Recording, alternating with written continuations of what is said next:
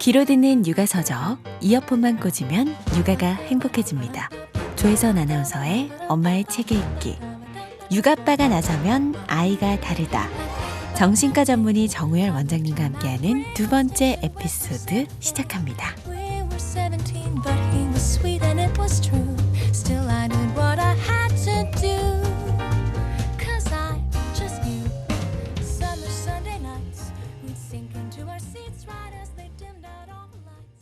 엄마 책 읽어주세요.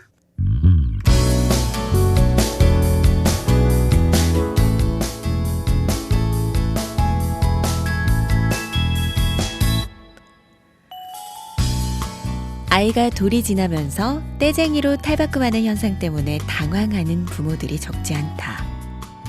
아이의 활동폭이 넓어져 가뜩이나 힘들어졌는데 순하던 아이가 떼쓰기까지 하니 그야말로 설상가상인 것이다. 그런데 과연 떼를 안 쓰는 아이도 있을까? 혹시 두 돌이 넘었는데도 우리 아이는 떼를 한 번도 쓴 적이 없다라고 자신 있게 말하는 사람이 있다면 진지하게 전문가와의 상담을 권하고 싶다. 떼를 쓴다는 것은 자아 형성 중에 나오는 자연스러운 현상, 즉 정상 발달 과정이기 때문이다. 신체 기능이 발달하면서 내 맘대로 할 수 있는 것들이 늘어나 한참 신이 나 있는 상황에서 부모가 그것을 막으니 좌절과 동시에 분노가 일어나는 것이다. 하지만 아이는 아직 왜 안 되는 것인지 이해할 만큼, 그리고 분노를 참으며 감정 조절을 할 수 있을 만큼 뇌가 발달하지 못했다. 그래서 분노를 조절하지 못하고 그대로 표출하는 현상이 바로 떼를 쓰는 것이다. 지피지기면 백전백승이다 라는 말이 있듯이 아이에 대해 알고 부모 스스로에 대해 알면 아이가 떼를 쓸 때 바람직하게 대처할 수 있다. 이럴 때에는 이렇게 해야 한다 라는 식으로 일일이 외울 것이 아니라 근본을 제대로 이해하면 자연스럽게 대처할 수 있는 것이다.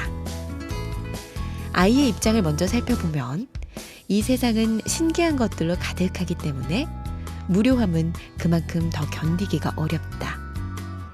그래서 늘 이것저것 만지고 빨며 새로운 자극을 추구하는 것이다. 어른들도 무료함을 느끼면 뇌에서 스트레스로 여기기 때문에 운전을 할 때 음악을 듣거나 군것질을 하지 않으면 버티기 힘들다. 그러니 아이들은 오죽할까? 이런 무료함을 달래고 세상을 탐험하다가 부모에 의해 저지되었을 때 떼를 쓰는 것이다. 또한 싫어라는 의사표현을 행동으로 하는 것이 부모 입장에서는 떼쓰기로 여겨지기도 한다. 싫어라는 말은 일단 부정적으로 느껴지지만 좋게 생각하면 아이가 주도적인 입장에서 독립선언을 하는 것으로 볼 수 있다. 싫어라고 말한 후에는 나름의 대안을 제시해야 하는 것이고 그만큼 아이 스스로 행동에 책임질 기회가 생기는 것이기 때문이다.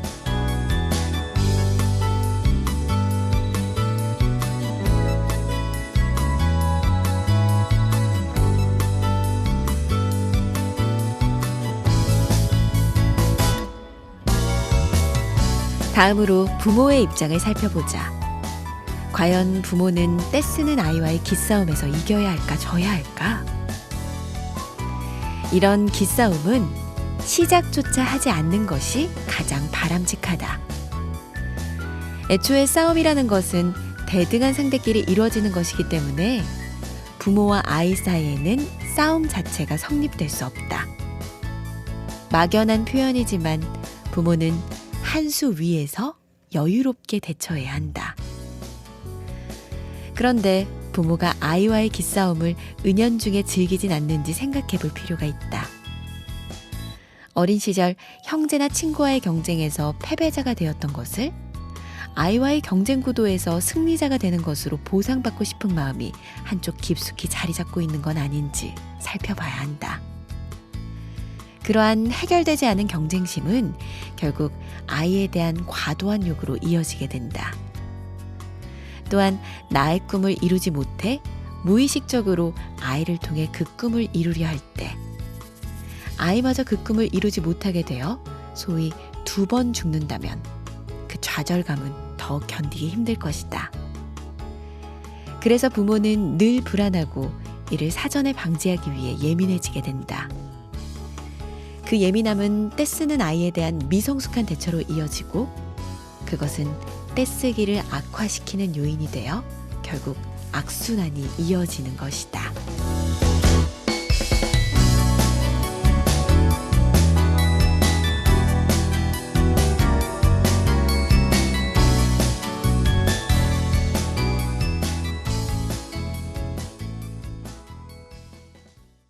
떼쓰는 아이 때문에 이제 욱하고 화가 날 때 대처법에 대해서 나오는데 이건 사실 예전에 저희가 균형 육아에서 이야기했던 것과도 똑같은 맞아요. 이야기인 것 맞아요. 같아요.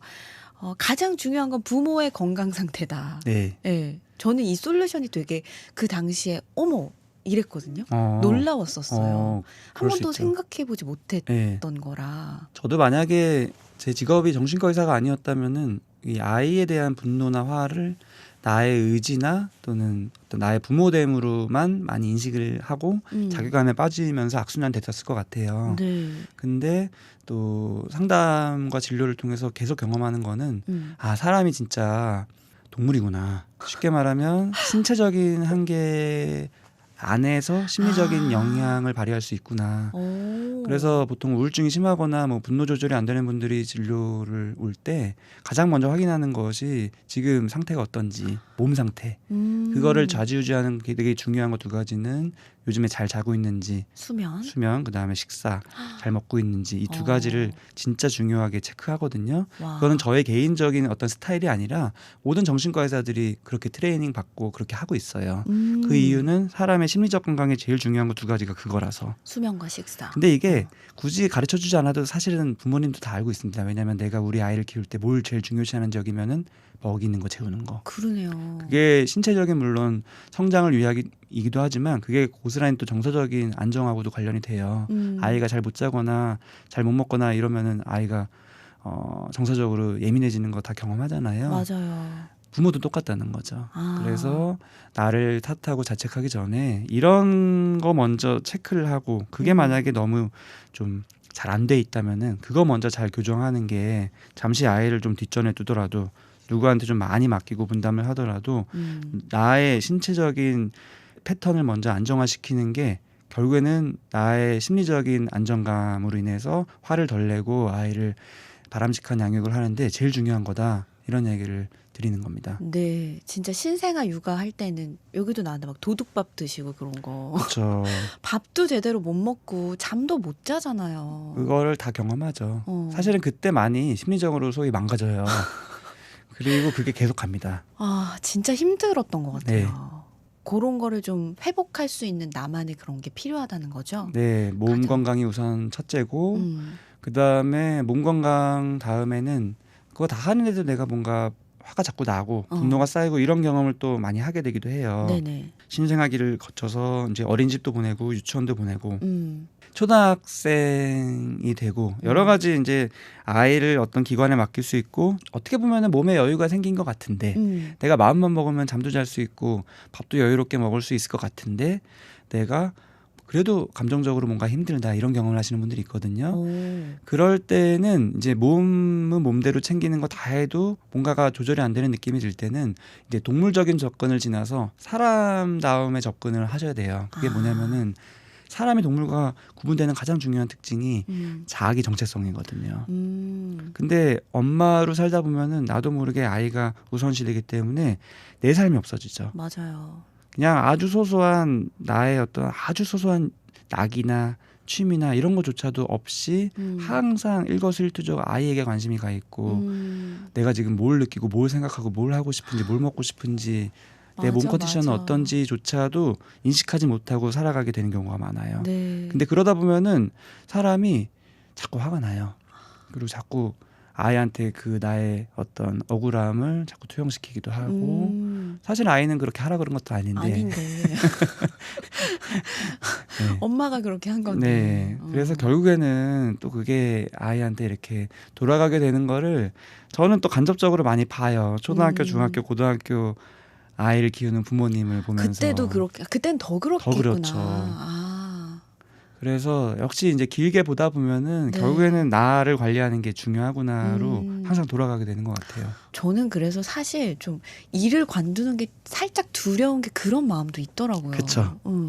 이걸 관두는 순간 애한테 좀 쏟아 부을 것 같은 그 에너지를 네, 그렇죠. 좀 무섭더라고요. 관둔다고 생각을 하면. 양가적인 마음이 다 있는 거고 또 꼭 일뿐만이 아니라 뭐 일을 안 하더라도 내 삶의 전부가 아이인 경우에는 결국에는 힘들어지는 것 같아요. 그러니까요. 나만의 어떤 영역, 취미이기도 하고 뭐 사람 관계이기도 하고 각자 그게 있잖아요. 네네. 그거를 꼭 유지하는 게 길게 봤었을 때는 아이를 잘 키우는 굉장히 중요한 방법인 것 같아요. 엄마 책도 읽어주세요.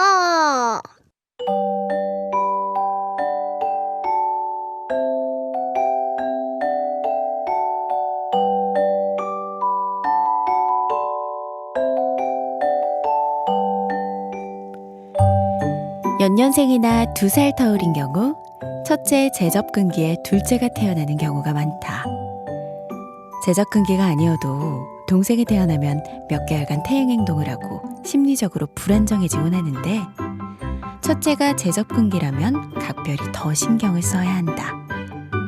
임신 기간 중 그림책과 초음파 사진을 통해 동생의 존재에 대해 꾸준히 알려주자. 이 무렵 기관을 보내기 시작할 예정이라면 쫓겨나는 느낌이 들지 않게 하기 위해 출산 전에 등원을 시작하는 게 좋다. 둘째가 태어난 후에는 자칫 첫째가 우선순위에서 밀릴 수 있는데 둘째는 신체적으로 잘 돌봐야 하고 정서적으로 신경을 많이 써줘야 하는 것은 오히려 첫째이다. 그동안 아빠가 양육에 소홀했었다면 둘째 탄생 전부터 첫째와 단둘이 있는 경험을 늘려가며 유대감을 잘 형성해 놓는 게 좋다.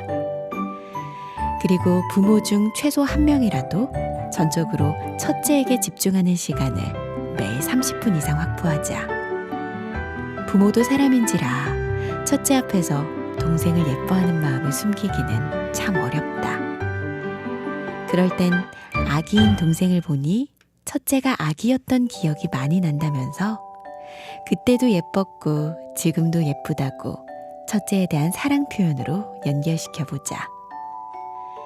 첫째가 서서히 동생을 받아들이고 편안해지면 비록 서툴러도 동생 케어와 관련된 아주 작은 부분이라도 첫째를 동참시키고 폭풍 칭찬을 해주자. 자기가 케어하다 보면 동생을 점점 사랑하게 되고 부모의 신체적 부담도 조금은 줄어든다. 무엇보다 첫째가 자발적으로 둘째를 챙기는 모습을 보는 기쁨은 부모의 전유물이다.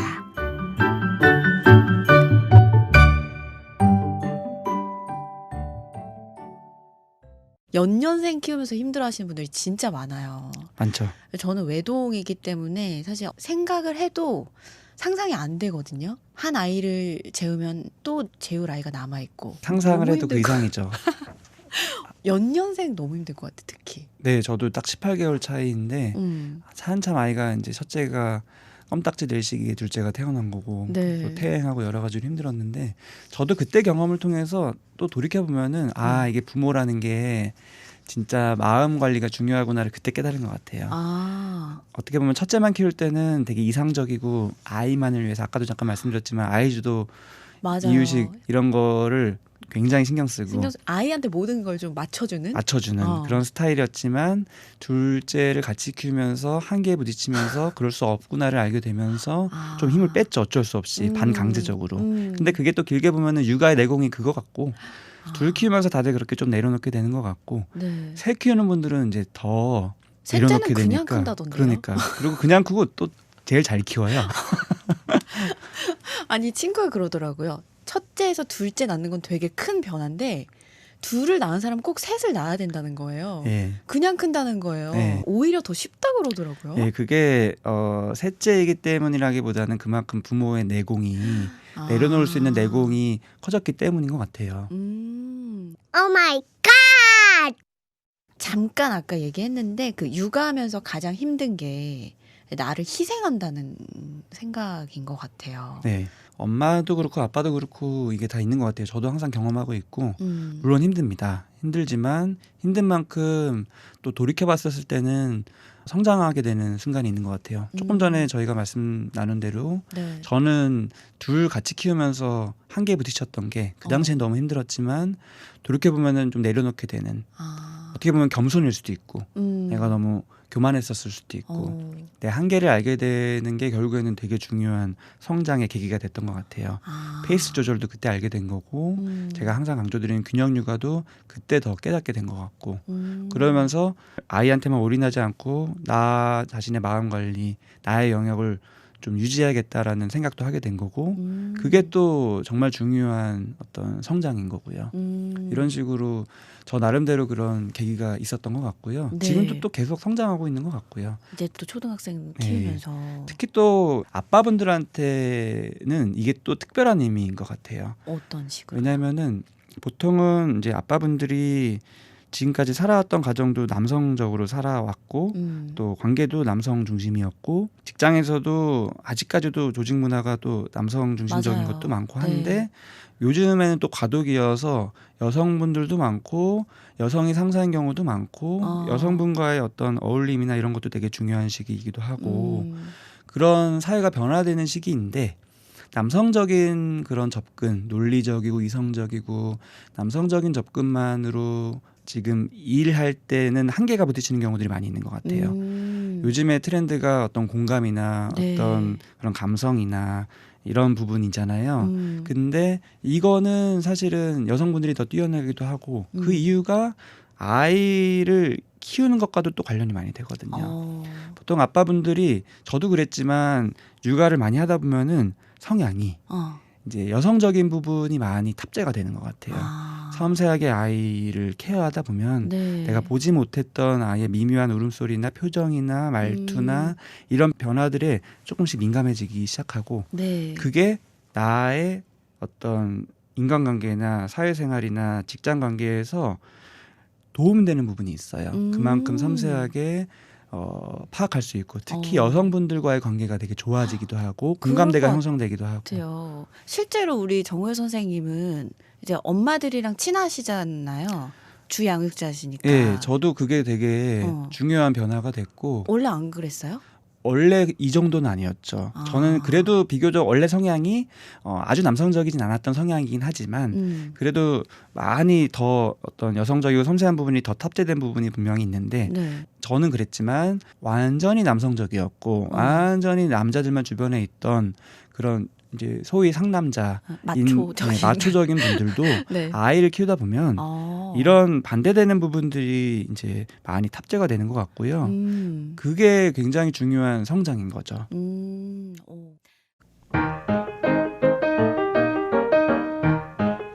육아를 하며 어린 시절의 상처가 떠오르는 것은 역설적으로 상처 치유의 기회이기도 하다. 피부 어딘가가 찢어져 응급실에 가본 사람은 알겠지만 피부의 상처를 치료하기 위해서는 그 상처를 가리고 있는 수많은 이물질들을 식염수로 깨끗이 제거해야 한다. 더욱이 상처가 오래되어 고며버렸다면 상처가 겉으로 드러날 때까지 이 과정을 반복해야 한다. 그 다음에 감염을 방지하기 위해 소독약을 바르고 마지막으로 상처를 봉합해야 한다. 이와 마찬가지로 마음의 상처를 치유받기 위해서는 마음 깊은 곳에 묻어두었던 상처를 끄집어내야 한다. 그런데 여기서 중요한 것은 그 과정이 지극히 자연스러워야 한다는 점이다. 급한 마음에 섣불리 마음의 상처를 끄집어내면 그 상처는 깊어만지고 다시 꺼내긴 더욱더 어려워진다. 그래서 자연스럽게 조금씩 그 상처를 끄집어내는 것이 바로 상담의 기술인 것이다. 그런데 육아를 하는 것은 숙련된 치료자의 상담 과정 못지않게 상처를 자연스럽게 끄집어낼 수 있는 기회의 시간이기도 하다. 깊이 간직해두어서 나도 모르고 있었던 상처가 아이의 성장 시기에 맞춰 조금씩 드러나는 것이다.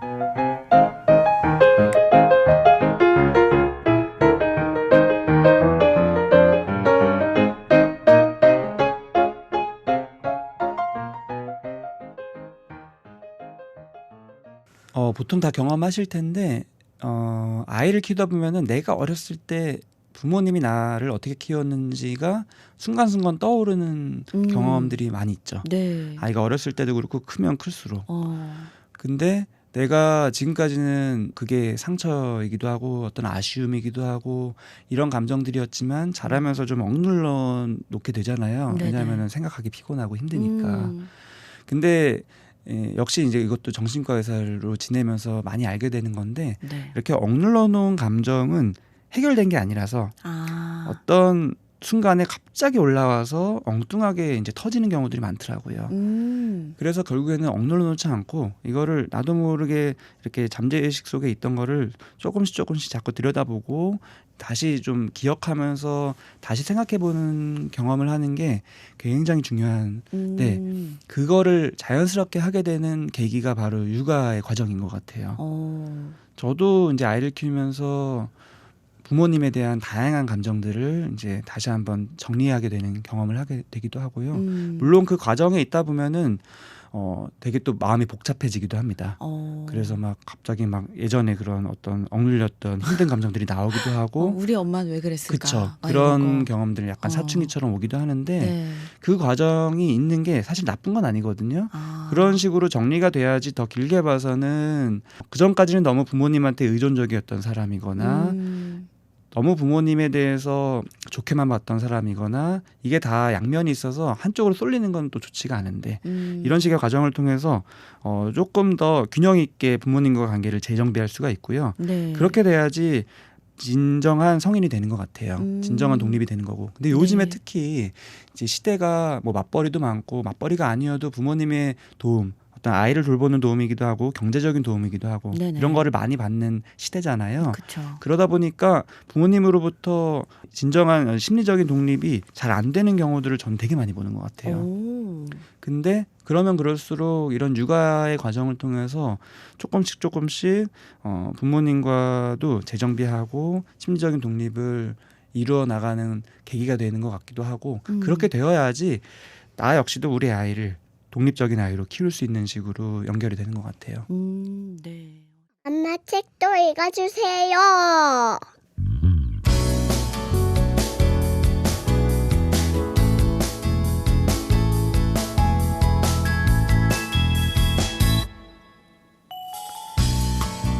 종종 산후 우울증으로 인한 자살 또는 영아살인 뉴스를 접하게 된다. 그런데 그 뉴스에 대한 반응을 살펴보면 엄마를 비난하는 댓글이 대부분이다. 여전히 우리 사회는 산후 우울증을 본인의 의지 탓으로 돌리고 남의 일로만 여기는 분위기인 것이다. 하지만 산모 10명 중에 한두 명이 산후 우울증을 앓게 되고 그들 중 5%는 자살을 4%는 영아살인을 하게 된다는 점에서 볼 때 누구도 절대적인 예외라 할 수는 없다. 산후 우울증은 일반 우울증과 비교해서 특징적인 면이 몇 가지 있다. 극심한 외로움, 엄마로서 적절하지 않다는 왜곡된 생각, 아이의 건강에 대한 과도한 걱정, 자신이 아이를 해칠지도 모른다는 강박적인 생각, 그리고 이러한 마음을 표현하지 못해서 가족들도 잘 모를 수 있다는 점 등이다. 산후 우울증은 산후 수일에 발생하고 길어야 2주 이내에 회복되는 산후 우울감과 구분하지 않고 아기를 낳으면 다 그런다는 식으로 대수롭지 않게 여겨 산모가 방치되고 병이 악화되는 경우가 꽤 있기 때문에 가족들의 각별한 관심이 반드시 필요하다. 산후 우울증은 우선적으로 산모를 고통스럽게 하지만 아이에게 미치는 영향도 매우 크다. 아이를 직접 돌보는 엄마가 우울증을 앓게 되면 엄마는 아이의 반응에 민감하게 반응하지 못할 수도 있고 상호작용 반응 역시 부족하게 된다. 엄마가 매사에 의욕이 없기 때문에 아이의 요구를 들어주지 못하고 오히려 회피적인 반응을 보이기도 하며 쉽게 예민해지기 때문에 아이에게 자주 짜증을 내기도 한다. 또한 부정적인 사고방식과 행동으로 인해 아이의 기질까지도 부정적으로 여겨질 수 있다.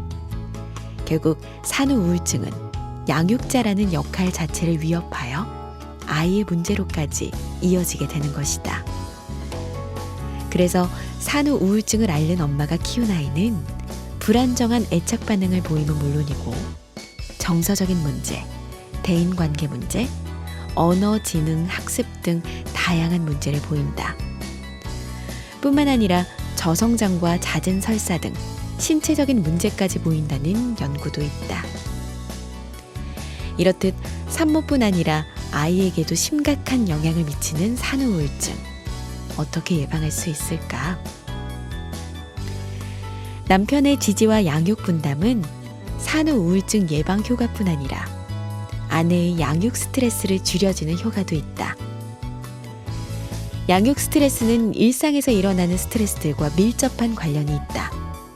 그러니 아내의 일상에 가장 중요한 영향을 미치는 요인 중 하나인 부부관계에서의 만족도가 그것에 큰 영향을 미친다는 것은 당연한 결과이다. 사실 아내의 양육 스트레스를 직접적으로 줄이는 것은 아니다. 하지만 남편의 지지와 양육 행동을 통해 아내는 나 혼자서 육아를 하는 게 아니라 남편과 함께 양육하고 있다는 동료의식과 연대감을 가질 수 있다. 이는 배우자에 대한 만족감을 증진시킬 뿐더러 육아에 대한 불안감도 줄일 수 있다. 그러니 스트레스가 줄고 보다 안정적으로 육아를 할 수 있는 것은 당연한 결과이다.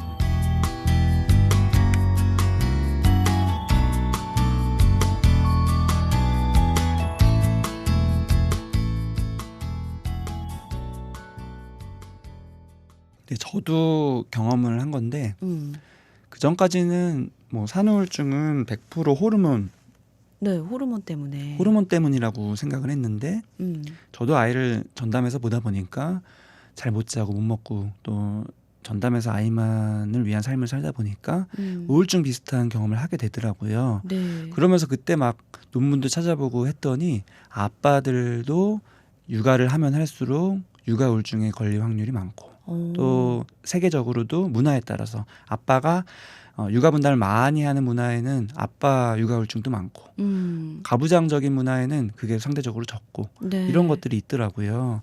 그래서 요즘에 점점점 매년 전업 육아를 하는 아빠분들이 늘어나고 있는 실정인데 네. 이런 부분들은 또 디테일하게 미리 예상을 하거나 관리를 못 받고 있는 것 같아요. 아. 상대적으로 엄마분들은 육아우울증 물론 많이 경험하지만 맘카페나 내 주변 친구들과의 그런 소통이나 교류를 통해서 감정적인 나눔을 통해서 또 이게 회복되기도 하고 네네. 위로받기도 하는데 남성분들은 그게 잘 안 되는 것 같아요. 그러네요, 진짜. 그래서 이런 어려움에 대해서 하소연하거나 공감받기도 힘들고 그러면서 더 쌓여가는 경우들을 많이 보거든요. 그래서 네. 저는 아빠의 육아우울증도 많이 좀 알려져야 된다라고 생각을 해서 책에도 그런 내용을 좀 실었던 것 같습니다. 네, 그래서 우리 정월 선생님은 육아 우울증을 극복하기 위해서 매일 외출을 하셨다고. 네, 이게 사실은 그냥 했다기보다는 정신과에서 이제 약물 치료, 상담 치료만큼 또 중요한 것 중에 하나가 행동 치료라는 건데 아, 많이 경험하시죠. 내가 몸이 너무 가라앉고 힘들고 지치고 귀찮아서 그냥 집에만 있다 보면 회복이 되는 게 아니라 더 더 다운되죠. 맞아요. 그래서 억지로라도 몸을 일으켜서 행동을 움직이고 운동을 하고 밖에 나가고 외출을 하다 보면 몸이 좀 활력이 생기면서 감정적으로 심리적으로도 좀 이렇게 회복이 되는 그런 경험들을 보통 하실 텐데 실질적으로 그렇게 치료를 해요.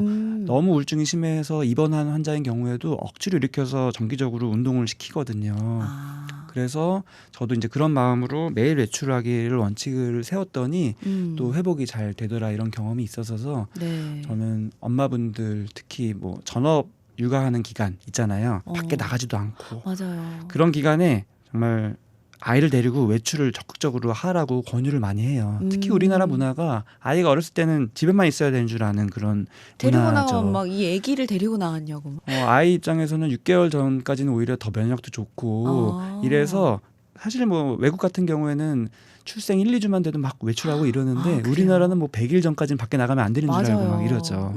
큰일 나는 줄 알고. 근데 네. 저도 한 50일부터 나갔던 네, 거. 저도 50일부터 매일 나갔습니다. 너무 네, 힘들어가지고. 그리고 나가면 더 중요한 거는 부모가 편해요. 편하고 시간도 잘 가고. 시간도 잘 가고요. 아. 아이도 잘 자고요. 그니까요. 매일매일 유모차 끌고 아기 띠하고 나갔던 그때가 어제 같네요. 저도 네. 그때가 그립네요. 그리워요? 한 번 더. 그립기도 하고요. 안 그립기도 하고요. 엄마 책도 읽어주세요.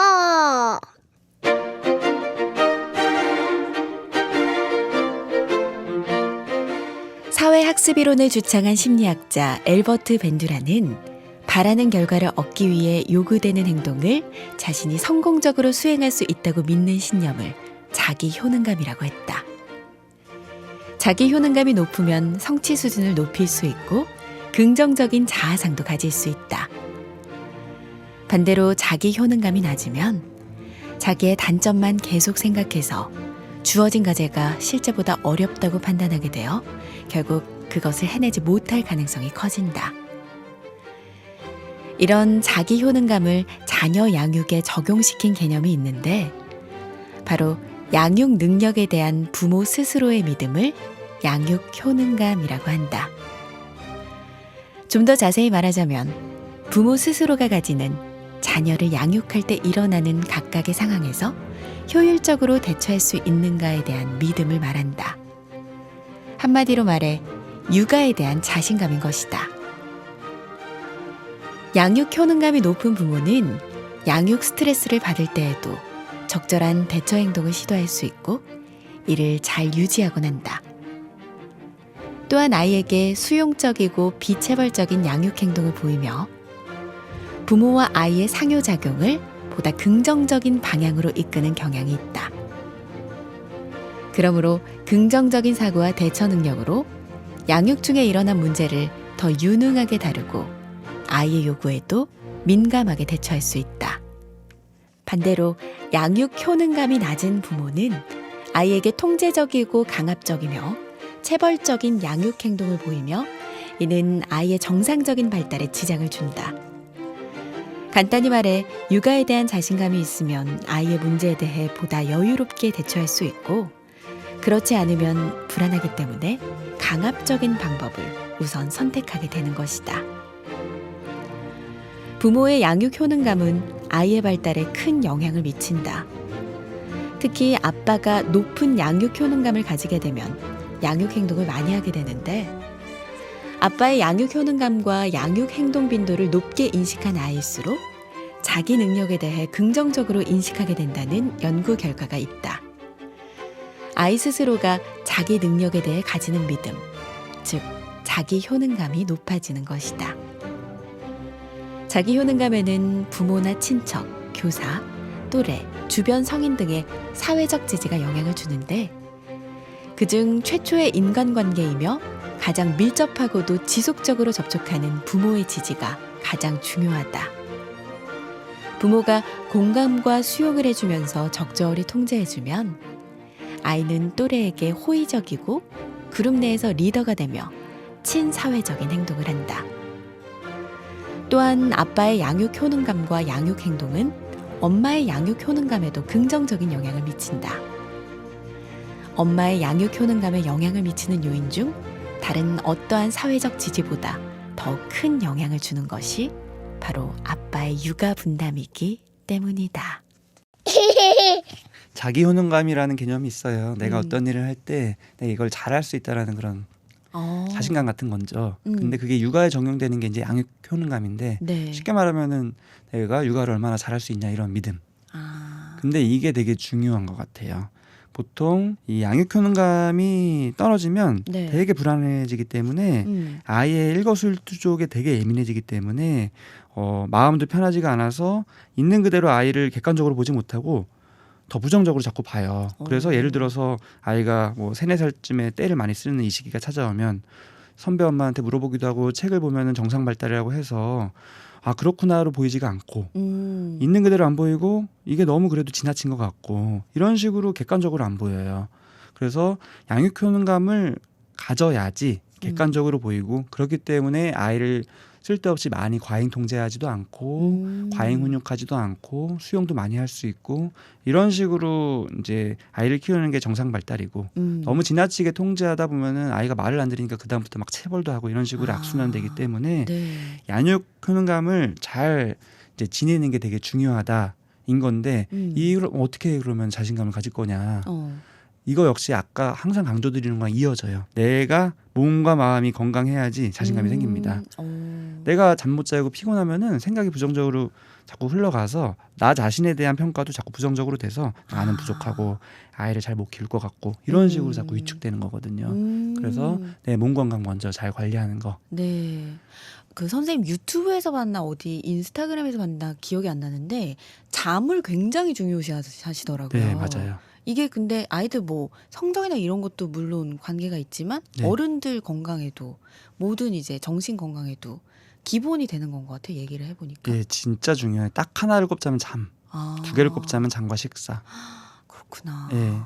그래서 원래 의학적으로는 하루에 7시간 이상 통잠 자는 게 진짜 건강에 중요한데 7시간 이상. 엄마들한테 말이 안 되잖아요. 근데 말이 안 되면은 이거를 네. 말이 안 되는 거를 알아야 되는 거예요. 나는 이렇게 힘든 삶을 살고 있는 거고 조금이라도 기회가 되면은 양육 분담을 하면서 잠을 잘 보충해야지 멘탈 관리가 잘 되는 거거든요. 이거를 의지로 극복하려고 하면 안 돼요. 결국에는 무너집니다. 그렇군요. 그 잠하니까 사실 엄마들이 육아하면서 제일 힘든 부분이 사실 잠이기도 하잖아요. 네. 아이를 재울 때 이제 수면 의식이라고 해서 네. 아기가 막 더 놀고 싶다고 하는데 재우고 막 이러는 경우 있잖아요. 네. 그거는 어떻게 생각하세요? 수면 의식은 되게 중요하다고 생각해요. 너무 막 강박적으로 음, 완전 타이트하게 지킬 필요는 없지만 아이 그날 활동은 다르지만 네. 하지만 루틴을 어느 정도 아이한테 지켜주는 건 되게 중요한 것 같아요. 그 이유는 뭐냐면 어른도 마찬가지거든요. 수면 위생이라는 게 있어요. 네네. 그게 뭐냐면은 어른들도 불면증에 시달리기도 하고 깊이 못 자기도 하잖아요. 꼭 육아를 하지 않아도. 네. 근데 그거를 해결하기 위해서 가장 중요한 게 뭐냐면 규칙적인 일어나는 시간이에요. 규칙적인 취침 시간이고.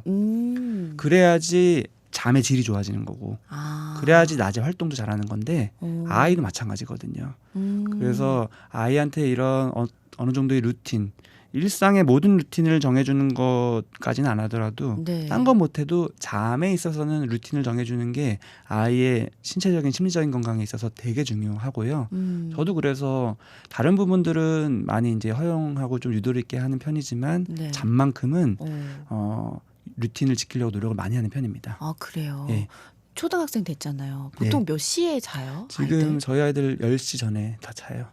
재우고. 예, 비슷해요. 예전부터 지금까지. 아 그래요. 예. 또 고학년이 돼도 그렇게 고학년이 이렇게 돼도 저는 어. 이렇게 하려고 노력을 하는데 어. 주변에 이제 고학년 엄마들 보면 막 12시, 1시, 2시까지 그러니까 뭐 이제 학원 다니고 예, 하면. 숙제하고 이런 경우들을 많이 보는데 네. 저는 또 이제 역시 간접 경험이 도움이 되는 것 같아서 아. 이렇게 키우면은 아이가 진짜 힘들어지고 심리적으로 너무 힘들어져서 결국에는 중학교 때 이상해지기도 하고 막 정서적으로 너무 힘들어지기도 하고 우울증 오기도 하고 이런 걸 많이 봐요. 아. 그래서 잠만큼은 고수하려고 하는데 저희 아내는 저와 다른 생각을 할 수도 있죠. 그래서 역시 사공이 많아서 이거를 잘 조율해 나가는 과정을 조절을 계속 해야 될 하기는- 것 같아요. 그렇군요. 어찌됐건 기본은 충분한 수면 필요하다는 거. 자, 육아빠 정우현 선생님과 함께하고 있습니다. 사실 이제 아빠 육아라는 말이 좀 익숙해지고 많은 분들이 함께하고 있는데도 불구하고 대한민국 아빠들은 고충이 많아요. 이분법적으로 접근을 하는 것 같아요. 일이 먼저냐, 가정이 먼저냐 이런 식으로. 네. 육아를 하고 싶은 마음은 크지만 일 때문에 못한다라고 말하는 아빠들도 많거든요. 네. 어떻게 생각하세요? 뭐 상황에 따라서 그게 맞는 경우도 많죠. 근데 상황에도 불구하고 또 최선을 다해서 아빠 역할을 하려는 분들도 또 많고. 네. 그래서 결국에는 선택의 문제인 것 같아요. 근데 저는 이제 다양한 아빠분들을 보면은 네. 어떤 분은 진짜 나는 100% 돈만 벌 거고 돈은 많이 갖다 줄 테니까 아이는 100% 알아서 해결하세요라고 이제 부인한테 그렇게 하는 경우도 있어요. 그러면서 일도 잘하고 사회적인 성취도 좋고 이런 분들도 많이 봐요. 근데 그건 그 사람의 가치관인 것 같고요. 네. 근데 또 다른 측면에서 보면은 또 길게 봤었을 때 나중에 아이가 자라고 또 성인이 되고 이랬을 때 그때 그 부분이 아쉬워지는 경우들도 있는 것 같아요. 끝까지 내가 그 부분을 후회 안 하면 괜찮은데 네. 나중에 내가 외롭거나 내 주변에 친구들은 있는데 내 자식들이나 또 우리 아내가 나와의 어떤 감정적인 교감이나 나를 위해해주는 이런 마음이 아쉬운 경우들이 나중에 찾아오는 게 되게 많은 것 같아요. 그것도 뭐 괜찮다. 나는 뭐 친구 죽을 때까지 친구랑만 있고 일만 할 거다. 이러면 그건 또 그 사람의 선택이겠지만 길게 봤었을 때는 이런 아쉬움을 언젠가는 경험하는 경우들이 꽤 있는 것 같고요. 네. 또 아이들이 어렸을 때는 내가 그랬지만 또 중고등학교 때 갑자기 그때 내가 아빠 역할을 하려고 뒤늦게 이제 투입을 막 하게 되는 경우도 있는 것 같아요. 근데 그러면은 부작용이 크더라고요. 아이가 아빠에 대한 어떤 감정적인 교감이 없는 상태에서 아빠가 막 또 아이의 진로나 교육 관련해서 좋은 얘기를 한답시고 해주는 얘기지만 전혀 사실은 들리지 않죠. 이런 식으로 결국에는 또 악순환이 되기 때문에 길게 보고 나의 삶의 노선을 선택하고 조절하는 게 되게 중요한 것 같아요. 네. 와, 시간이 진짜 빠르게 흘러가고 있는데 마지막으로 이제 맞벌이 얘기를 빼놓을 수가 없을 것 같아요. 우리 정우현 선생님도 그래서 아빠 육아를 시작하신 거잖아요. 결국에는 네. 맞벌이이기 때문에. 네. 근데 이게 맞벌이 하면은 크게 두 가지인 것 같아요. 보통 이제 주 양육자 엄마잖아요. 보통은 엄마의 죄책감, 그리고 두 번째가 이제 할머니 할아버지나 뭐 이렇게 키워주는 분들의 힘든 것들로 인한 갈등, 네.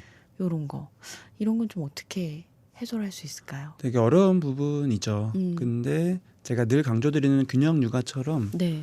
이 할머니 조부모 양육도 요새 되게 많은데 또 조부모 양육이 많아지다 보니까 그때 우울증도 또 많아요.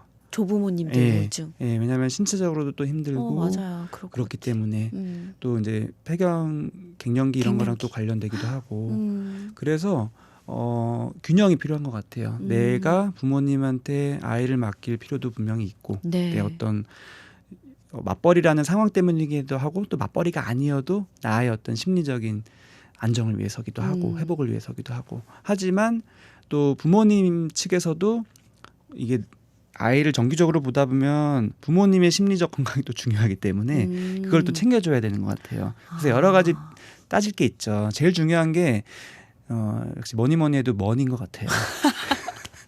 그러니까 따로 경제적 보상을 꼭 해드려야 그렇죠. 된다는 그건 거죠. 기본인데 이게 또 부모님 입장에서는 우리 딸 아들이 아들 고생하는데 힘든데 뭐 그것까지 하기도 또 하지만 또 사람이 이 머리 따로 마음 따로이라서 머리로 그렇게 생각해도 마음으로 섭섭한 게 또 부모님이거든요. 그래서 얼마가 되든 또 루틴을 정해서 성의 표시를 하는 게 되게 중요하고 네. 그다- 마음이 네. 있는 곳에 물질이 있다. 네, 유명한 그쵸. 말 있잖아요. 그러니까요. 그게 부모님과 자식 관계에서도 통하잖아요. 그렇죠. 그게 진짜 중요한 것 같아요. 실제로 통계 같은 걸 봐도 부모님이 자녀들 아이를 양육해 주면서도 그런 게 없는 경우들이 꽤 많고 없는 걸 떠나서 내가 마음으로는 그게 또 아쉬운 경우도 꽤 많고요. 그럴 것 같아요. 진짜 힘들게 막 키워주는데 네. 키워주는데라고 하면 그렇지만 보살펴 주는데 네, 서로 또 상황이 있으니까 그렇죠. 이거를 균형 맞추려는 노력을 계속 해가는 게 필요한 것 같습니다. 쉽진 네. 않죠 물론. 네, 좀 더 신경 쓰는 걸로. 자, 정우현 선생님과 함께 이야기 나누다 보니까 마무리할 시간인데요. 마지막으로 청취자분들께 한 말씀 해주세요. 제가 지금까지 아빠 육아에 대한 얘기를 이제 했는데 아빠 육아를 엄마들이 이제 원하면서도 또 한편으로는 되게 걸리는 경우들이 많은 것 같아요. 네. 아까 말씀드렸듯이 뭐 불안하기 때문에 아빠를 못 믿는 거기 때문이기도 하지만 또 한편으로는 특히 아빠가 일을 하고 엄마가 전업주부인 경우에는 이 왠지 모를 미안함 기본적으로 있는 경우가 있는 것 같아요. 네. 이렇게 고생하는데 육아까지 같이 하자고 하기가 좀 마음속에서 뭔가가 위축되는 마음이 있는 경우들이 있는 것 같아요. 네. 하지만 마음가짐을 어떻게 하셔야 되냐면 이 아빠 육아라는 게 나 편하자고가 아니라 또 아이 발달을 위해서가 아니라 아빠 자신한테 제일 좋은 것 같아요. 그러니까 아빠 육아의 최대 수혜자는 아이가 아니라 엄마가 아니라 아빠 자신이라는 건데요. 그 이유는 저도 경험을 하고 있고 또 주변에서 아빠 육아를 하는 많은 분들이 경험을 하고 있는 건데 네. 아이와의 그 깊은 교감을 한번 경험하기 시작하면요. 그거는 진짜 행복한 거라서 내가 아무리 바쁘고 내가 아무리 힘들어도 계속 유지하고 싶은 마음이 아빠 안에 있어요. 그래서 우리 남편의 그런 행복을 내가 보장해주고자 하는 마음으로 아빠 육아를 같이 하는 그 마음가짐을 가져야 네. 되는 것 같아요. 그래요. 아빠 육아가 좀 더 보편화되고 이제 자연스러워지는 그날이 올 때까지 정우현 선생님과 함께 또 열심히 아빠 육아를 알리고 좋은 점들 나눠보도록 하겠습니다. 오늘 좋은 말씀 주신 육아빠 정우현 정신과 선생님과 함께했습니다. 고맙습니다. 감사합니다.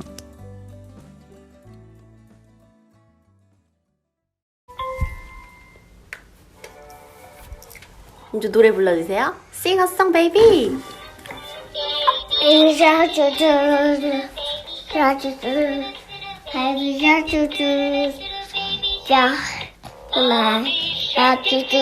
여러분, 오늘 방송 어떠셨나요? 저희 방송에 힘을 주고 싶으시다면 구독하기, 다운로드하기, 후기 남기기, 하트로 여러분의 마음을 표현해 주세요. 다음 방송도 기대해 주실 거죠? 2주 후에 또 만나요.